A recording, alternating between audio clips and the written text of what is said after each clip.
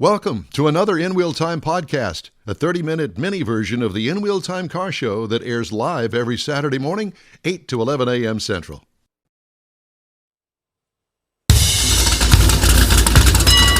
From the Sugar Shack World Headquarters, it's the In Wheel Time Car Talk Show. Coming up, Blake Meaux with Meaux Muscle Cars up at Conroe. He joins us. Jeff has a segment on the longest bridges in the U.S. of A. Conrad has the racing calendar and the car clinic. And later on in the show, we'll have the events calendar and the cruise-in calendar. If I can keep them straight. He can never keep that straight. And later, we'll have the stories making auto news headlines this week. It's just ahead on the In Wheel Time Car Talk Show. Howdy, along with Mike out of This World Mars, King Conrad DeLong. We always need more Jeff Zekin, don't we? Yep. I'm Don Armstrong. Glad you could join us on this Saturday.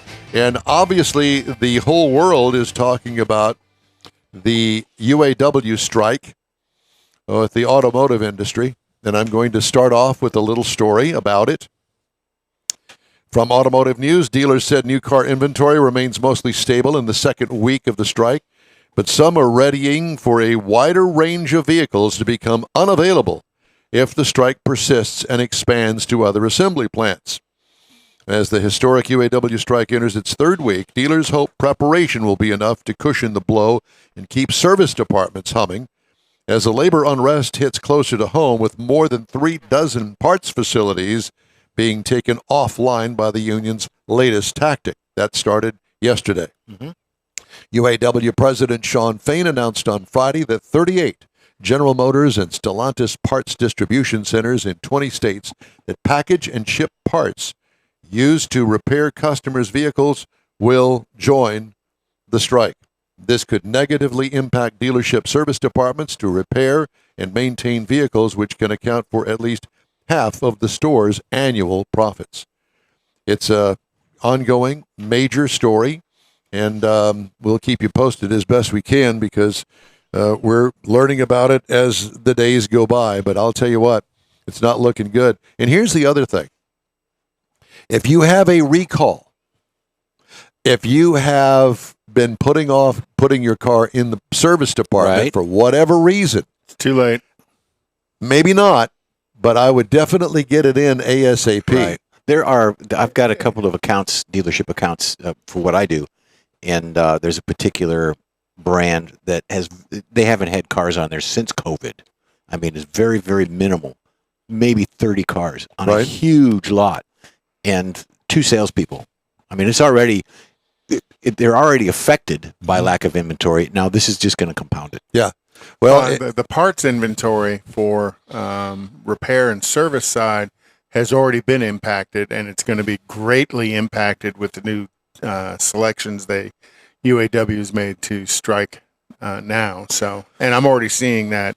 I do warranty, aftermarket warranty claims, and we're already talking to dealerships. Oh, can't get parts. So, in some instances, if you've waited this long, you're probably going to wait a lot almost longer. 90% of my news today is about the strike and how it's not only affecting workers at plants that are being struck or ancillary plants, because we don't think of it that way.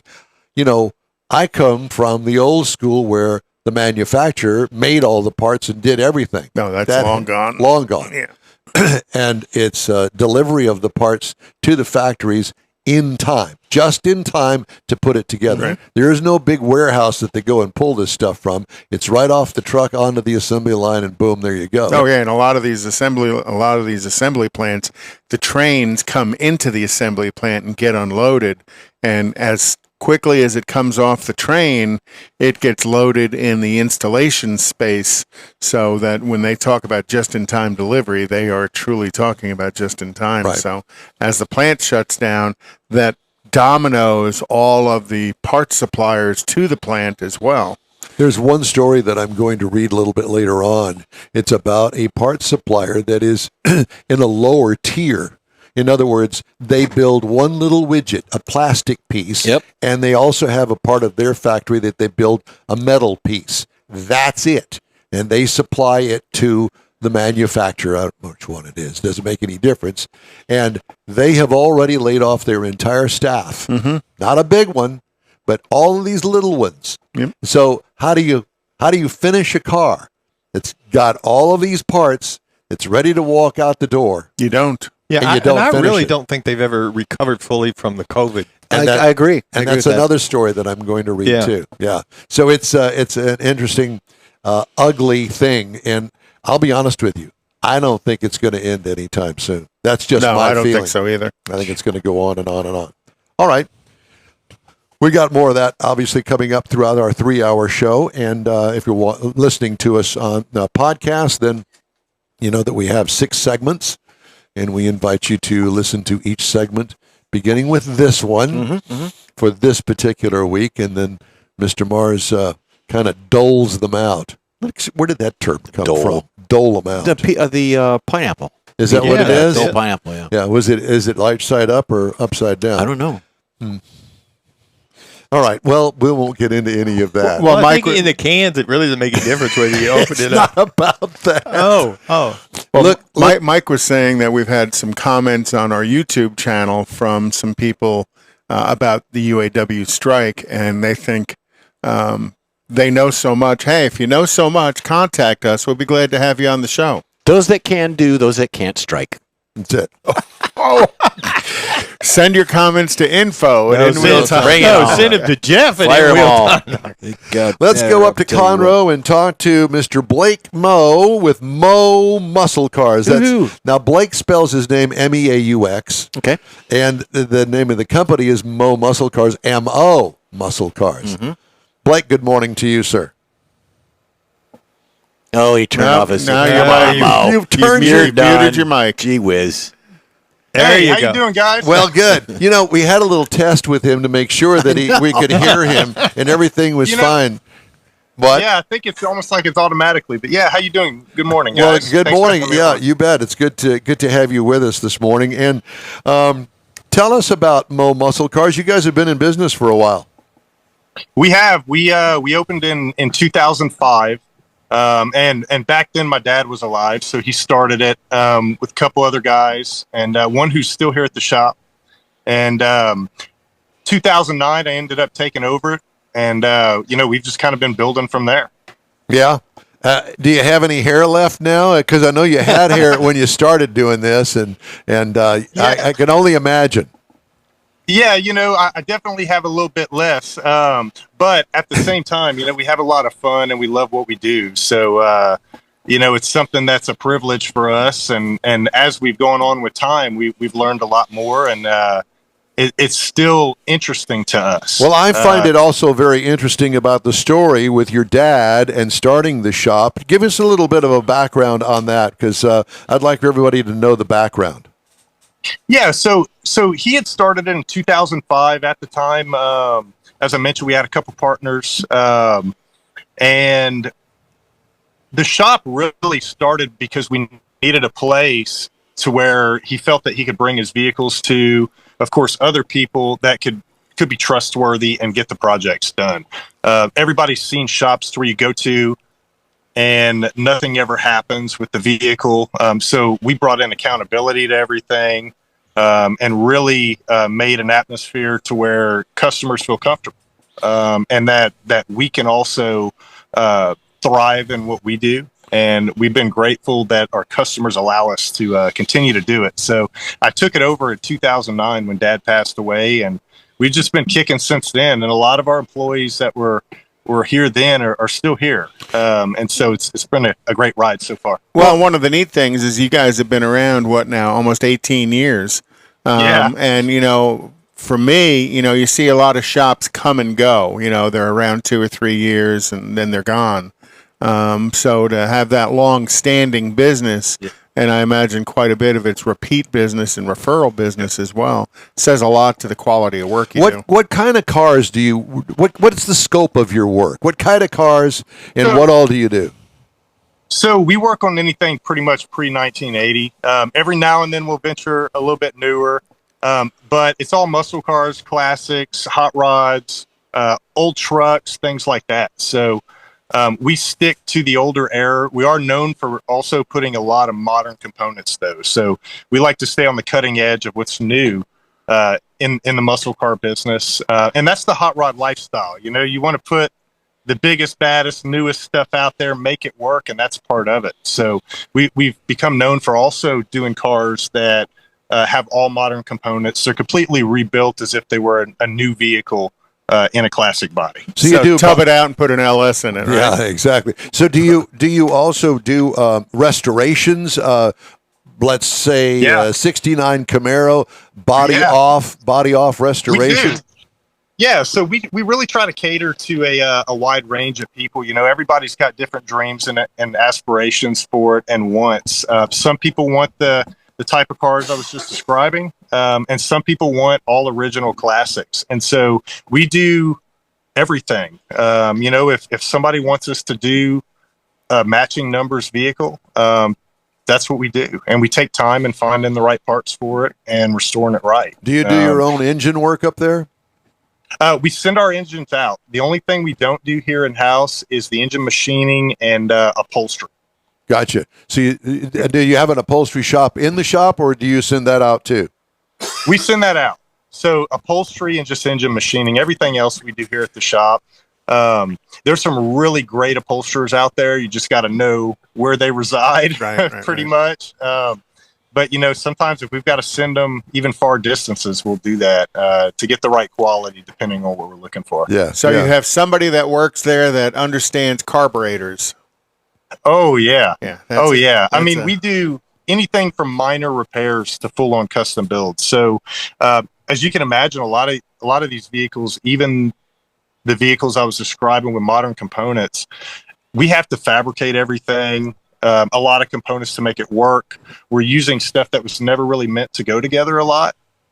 So our capabilities are very strong in what we do. And but there's still a lot to learn. You know, we're always kind of pushing for that too. So yeah, there's a lot of new stuff coming out on the market, new ways to do things and to make things bigger and better. Well, just looking behind you, I can see a very early C2 Camaro because it's got the small rear glass on it. Yeah, it's blown as well. That's a build that we're doing for a customer, and so we pretty much done most of the work on that thing. This is the Squire right here, but I've got probably about 35. Well, take us on a tour of the shop. Yeah, do you want to see it? Yeah, we do. Bad. Okay, good. So I'm going to start. We've got different shops here and stuff, and so I'll go and you'll just kind of see in the background. But I'm up here in the front right now, and so we do all of our mechanical work up here. We'll assemble cars up here, and so we try to utilize our space the best we can. But here's a couple vehicles, as you can see. You guys are busy. Oh yeah, we're always busy. We have I think right now about a 50 car waiting list. Wow. To get in the shop. Yeah. And as you mentioned before, it's a lot of repeat business. Now, wait a minute. Wait. Stop. Back up. Slow down. Back up. We want to see the blown Camaro. You just going for a walk. You just kind of blew it off, so to speak. Hey, Blake, have you're using an iPhone? I am. Do you want me to flip it around? Yeah. That way you can still talk, but you'll have a little bit easier to show some things. Oh, you know what? That's perfect. There you go. Okay, good. Yeah, so here's the vehicle we're working on. We've got the hood hidden right now because we don't want it damaged while we're working on this. So, what kind of blower is that? That is Six. It's a TBS. Not exactly sure everything on that one. So a lot of these projects, I don't focus on every single detail, but this is something a customer had brought into us, the engine. We've already had it running before. He had done a little work himself originally, and then we kind of took it from there. So this is the inside at this point, which is we basically got everything coated. And it's not going super overboard on this. It's more of a race car. So I got you. So you guys do a lot of the metal fab work and paint work there in-house as well? We do all that. Yeah. Oh, yeah, we do all that. Wait a minute. Is that the family truckster that you just blew by? It's the Squire. So this is a 1969 Country Squire. That's me, baby. And this is a vehicle we just got in recently. It's actually ours. I found it on eBay, lucked out from South Dakota, and it's pretty much in perfect condition. I'll be there at 4 to test drive it. Even the seats Oh yeah. So are you going to turn it into? Are you going to turn it into the family truckster? We're going to do something like that, I think. Yeah, I like the patina and stuff. Eventually, we'll probably paint it, but a friend and I are kind of doing a little series, I think, on this coming up. And so we're going to go through, get it running. It hasn't even ran yet. It hasn't ran in 20-something years. So, Wow. But it actually was parked. Oh, I'm sorry. It was parked running, and it drove 200 miles there. So wow. I've got quite a bit of things going on here. I'll kind of move through. But yeah, these are some trucks. We're doing some engine work on it. This one over here, this Camaro 69, this was this gentleman's mother's, and she drove it, got it brand new, drove it forever, and she passed away a while ago, and the car's sat forever. So we've come in, we've got a new engine for it. We're dressing everything up on it, and you should be able to cruise in this thing soon. I'm going to head to the back, too. There's a lot of cars in here. So, like, as you can imagine, every different aspect. But the back is real fun, too, because we've got a lot of the metal shaping stuff. Let me... How many people do you have working there? 4. So when we're at full capacity, we'll have 14, 15 maybe. Right now, I think there's 12 of us. Wow. So this is a Charger that we did back in 2011. I think we finished this one. And for this guy. So is it back yeah, for more? Yeah, pretty much. Yeah, he got some chips in the paint that we're going to fix. And this is a 72 Malibu. And this one's pretty special. This is one of the vehicles getting all modern stuff. So you can see it's got a whole modern chassis, the firewall we built, the tunnel we built. So all nice. this we fabricated. So do you buy the chassis already made? Yeah, on this particular one, we bought it from a company called Roadster Shop. So it's performance chassis. Very well known in the coilover industry. suspension. Yeah, it's awesome. And we're putting an LT5 in it. Okay. So here's the engine at 770 horsepower. And we've got the same engine going in this truck, too, that we're doing. So a lot of these just want all different types of stuff. We've got the modern components. Then we've got the old race car that this guy's dad had years ago. So we've got a lot of the outside staying the same, and it should be running soon. We've got to try to get this paint matched, which is nearly impossible. Yeah. So, good luck on that. Yeah. Or lack of paint. Yeah. 1930 Model A. But so this is the body shop machine or javelin, isn't it? metal shaping area. Is that an So we got all AMX? types of stuff. Yes. Oh, what a Yes, rare car it is. that is. This is a full restoration. This is going back to stock, and this guy's dad owned this, and he's passed away. So we're even using the steering wheel, as much components as we can. I was gonna say it's gonna be hard to find some parts for that thing. Oh yeah, for sure. Luckily we've got a donor car, so sometimes we have to do that. Of course, Mustang. We got this Dodge Demon. This is one of ours, and this is a Torino. We've been working on. Love for a the while. Torino. So, yeah, this was actually owned by the guy who patented the rockets for Saturn V. He's the guy who originally bought the car. Oh, wow. Nice. Yeah. Now So you're it came in, it was all- you're increasing the value on that Torino because I read an article recently that the Torino value has actually dropped in the classic car industry. But what you're doing will probably bring that back up. Yeah, maybe so. It's been a long-term project. We got a lot of cool stuff on it. I'm going to show you all our machine shop. And we do a lot of our metal shaping in here, too. So this is some of our equipment that we have. So this It's an English wheel. This is the place everybody pinches their finger. Yeah, this is it. These are the machines you don't want to pinch your finger in, for sure. That's a power hammer, so that's for shaping steel, as you can see on this panel right here. Wow. So Nice. that was a flat piece, and then the Pool Max. And so it's vital for us to have a lot of this equipment. So, here Blake, in the shop, yeah. where in Conroe are you located? We're right across the Woodlands Mall in the Oak Ridge area. It's listed as Conroe, but it's pretty much Woodlands area. And again, we've been here quite a long time. You guys are going to have to come visit sometime. We'd love to do that. Yeah. Well, listen, the last question I've got for you, do you have clean restrooms there? Hey, you know what? It's funny you say that. I actually do. And we have air conditioning in a lot of them as well. So even in the body shop back here, you see we've got AC. Nice. So Well, which is a new thing for us. So but yeah, we do. ventilation is huge. Blake, it's great to talk to you, my friend, and we sure appreciate you taking the time to give us a tour of the shop. It's Meaux Muscle Cars up there in the Woodlands in the Conroe area. And how do we get a hold of you? Best way to reach us is just call us. You can find us on Instagram as well, MeauxMuscleCars.com. Check out the new website. It's pretty cool.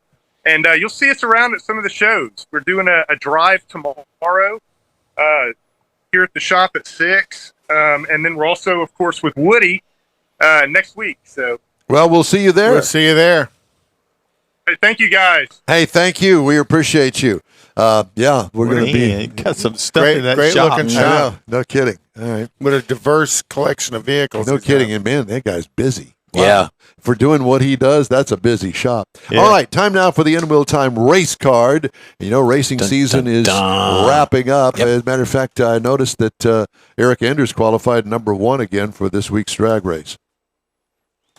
At, Hello. at Maple Grove. Yeah, there you go. Yep. I didn't know whether you were with us or not. Yeah, I'm still here. Okay. I'm still here.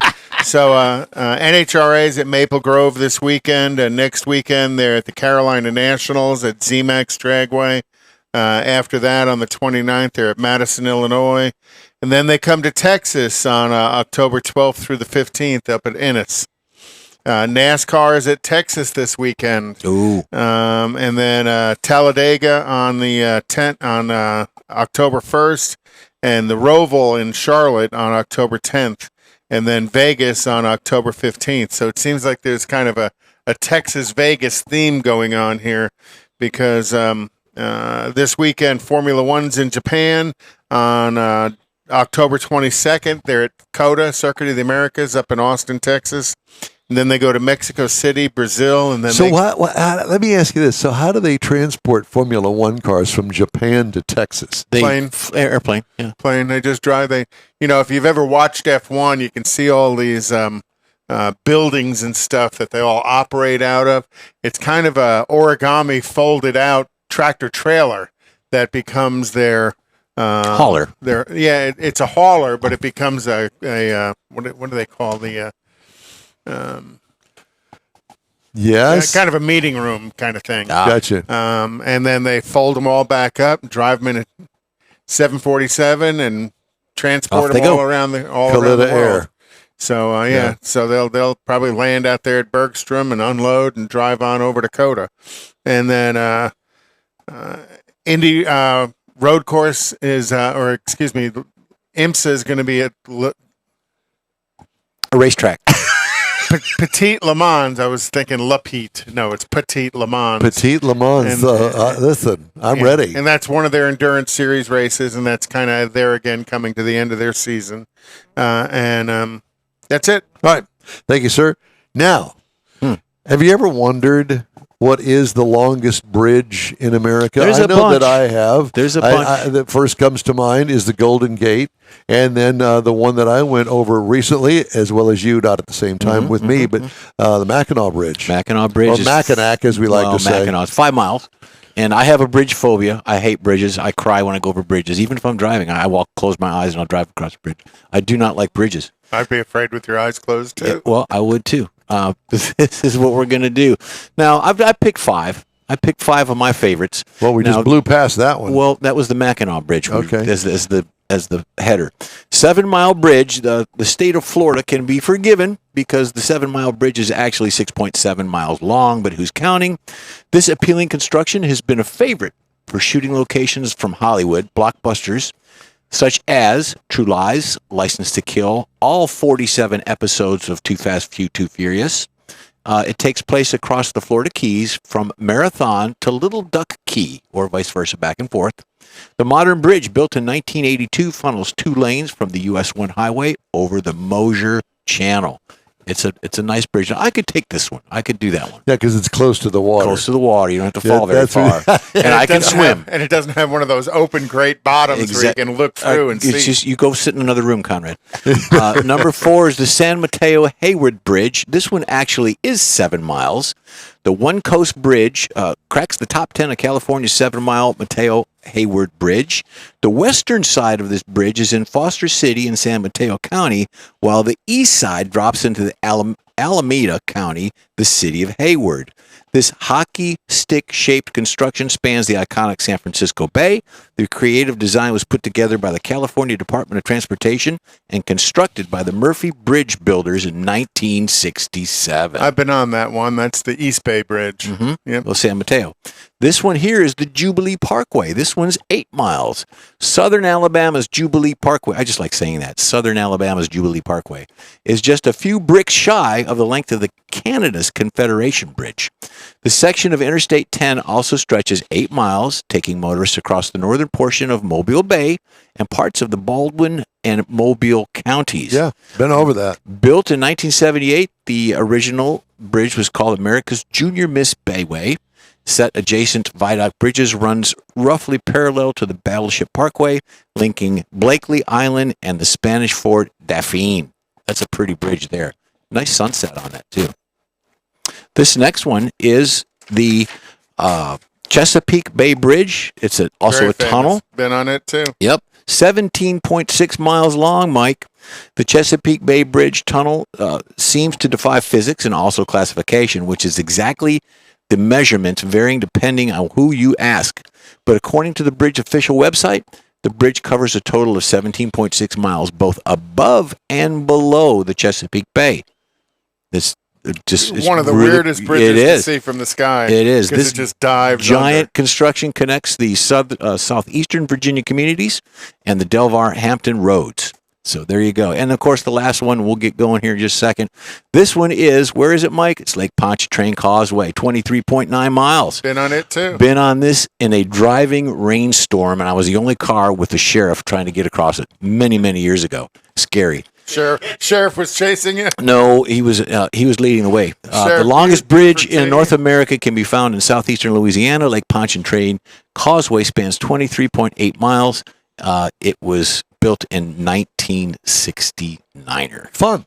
Hey, the In-Wheel Time Car Talk Show is available 24/7 through the iHeartRadio folks. Just look for In-Wheel Time Car Talk. We also video stream on Facebook, YouTube, and InWheelTime.com, and podcasts at your fingertips and over a dozen of the most popular podcast outlets. Hey, the In-Wheel Time Car Talk Show continues right after this quick break.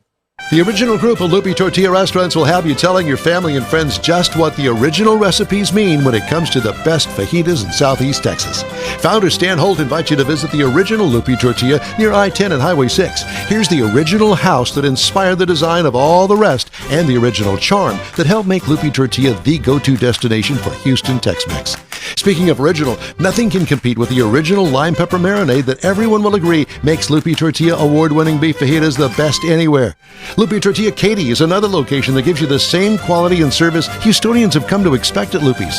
It's located just off I-10 and the Grand Parkway at Kingsland Boulevard in Katy. Find yourself in Aggieland? Head to the Lupi Tortilla in College Station, located just around the corner from Kyle Field. It's a great place to enjoy those famous frozen margaritas before or after the game. Headed east to Louisiana, stop in at the Lupi Tortilla in Beaumont. It too's on I-10. You can't miss it. The original group of Lupi Tortilla restaurants invites you in for the best Tex-Mex anywhere. You own a car you love. Well, why not let Gulf Coast Auto Shield protect it? Houstonian John Gray invites you to his state-of-the-art facility to introduce you to his specialist team of auto enthusiasts. We promise you'll be impressed. Whether you're looking to massage your original paint to a like-new appearance, apply a ceramic coating, install a paint protection film, nano-ceramic window tint, or new windshield protection called ExoShield, Gulf Coast Auto Shield is where Houston's car people go. Curbed your wheels? Instead of buying new, why not have them repaired? How about a professionally installed radar detector? Gulf Coast Auto Shield does that too.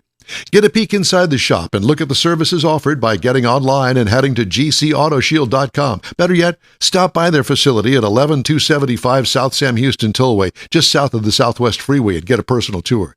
Gulf Coast Auto Shield is your place to go for all things exterior. Call them today, 832-930-5655 or gcautoshield.com. The award-winning In Wheel Time Car Talk Show is available on the most popular podcast channels out there in 30-minute episodes. We realize our 3-hour live show can be difficult to catch in its entirety, so now you can listen every day to a convenient, fresh 30-minute episode. Check us out on Apple Podcasts, Spotify, Google Podcasts, Amazon Music, and Audible, along with a dozen more. In Wheel Time has the most informative automotive guest interviews and new car reviews, along with popular features including Conrad's Car Clinic and This Week in Auto History, along with automotive news headlines. Our live broadcast airs every Saturday, 8 to 11 Central on InWheelTime.com, the iHeart app, and on YouTube. Be sure to say hello when we're broadcasting from the Tailpipes and Tacos Cruise Inn, Autorama, and the Houston Auto Show, among others. Now, it's easier than ever to hear about all things automotive all week long. You're invited to join fellow car enthusiasts in becoming part of the ever-growing In Wheel Time Car Talk family. Don't forget those 30-minute podcast episodes on your favorite podcast channel. That's it for this podcast episode of the In Wheel Time Car Show. I'm Don Armstrong, inviting you to join us for our live show every Saturday morning, 8 to 11 a.m. Central on Facebook, YouTube, Twitch, and our InWheelTime.com website. Podcasts are available on Apple Podcasts, Spotify, Stitcher, iHeart Podcast, Podcast Addict, TuneIn, Pandora,